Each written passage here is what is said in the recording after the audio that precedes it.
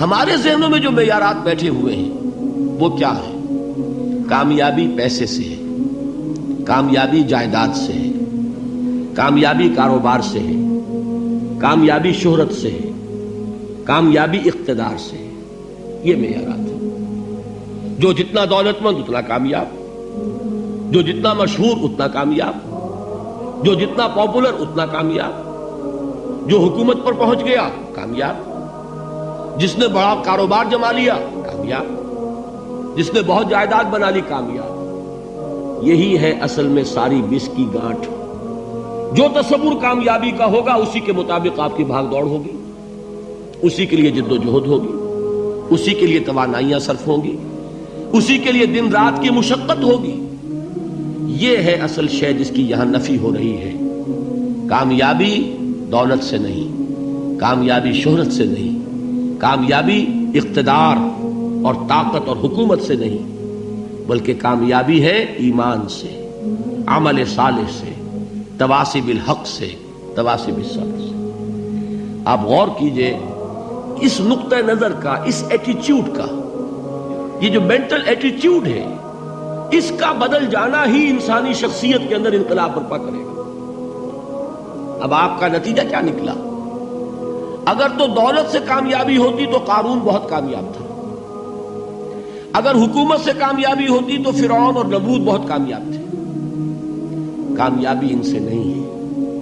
کامیابی انسان دولت میں قارون کی دولت تک پہنچ جائے اور دنیا میں دبدبہ اور اقتدار اور سلطنت اور حکومت کے اعتبار سے وہ نمرود اور فرعون کا مقام حاصل کر لے، وہ ناکام ہے، خائب ہے، خاسر ہے، برباد ہے.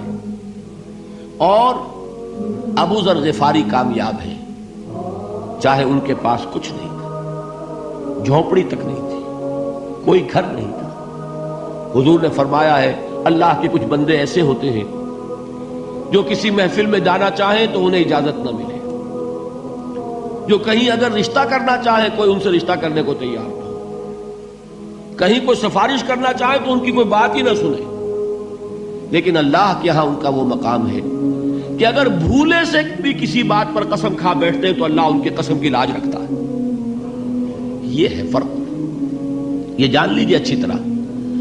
اس بات کا مان لینا آسان، اس پر سبحان اللہ کہنا آسان، لیکن اس کے مطابق آپ کے اپنے ذہن کا بدل جانا بہت مشکل. اس لیے کہ ہم متاثر ہوتے ہیں اپنے ماحول سے.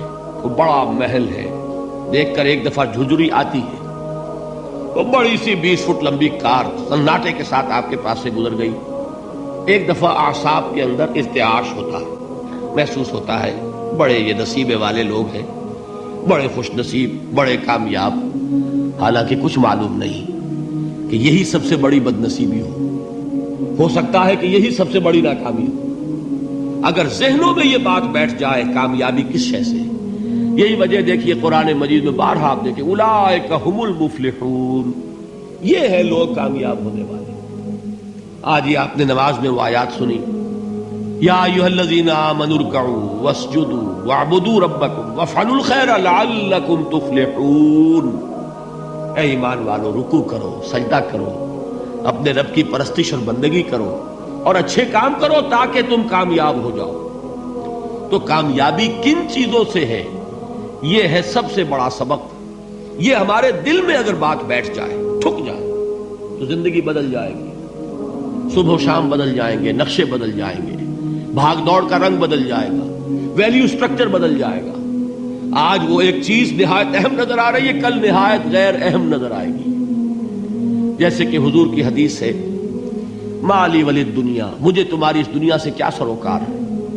انما مثلی کراکب استظل تحت شجرۃ ثم راح فترکها، میری مثال تو اس سوار کی سی ہے جو تھوڑی دیر کے لیے ایک درخت کے سائے میں ٹھہرتا ہے سستانے کے لیے، پھر وہ اپنا راستہ لیتا ہے. اسے اس درخت سے مستقل تعلق اس کا نہیں ہے، وہ اس کا گھر نہیں، وہ اس کی منزل نہیں. اسی طرح یہ دنیا میرا گھر نہیں ہے.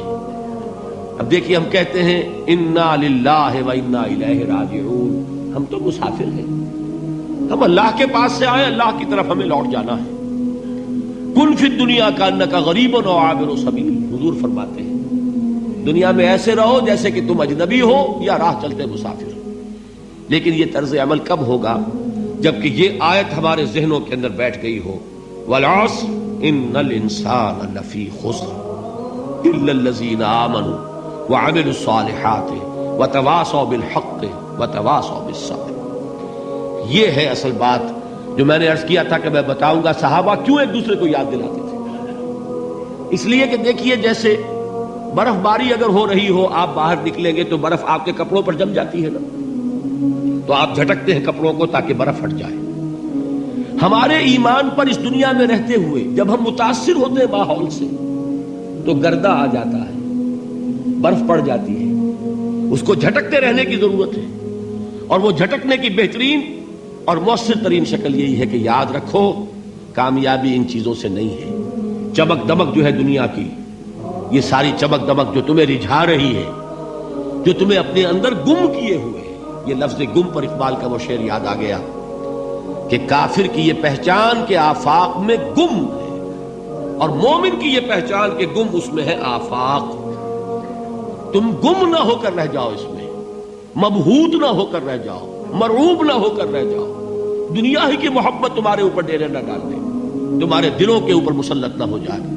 لہذا تازہ کرتے رہا کرو، والعصر ان الانسان لفی خسر الا الذین آمنوا وعملوا الصالحات وتواصوا بالحق وتواصوا بالصبر۔ پھر یاد کر لو، پھر تازہ کر لو اپنے اس یقین کو کہ کامیابی دولت سے نہیں، کامیابی ثروت سے نہیں، کامیابی اقتدار سے نہیں، کامیابی شہرت سے نہیں، کامیابی جائیداد سے نہیں، کامیابی ہے ایمان سے، کامیابی ہے عمل صالح سے، کامیابی ہے تواصی بالحق سے، کامیابی ہے تواصی بالصبر سے۔ یہ چار چیزیں ہیں کہ جو کامیابی کے لوازم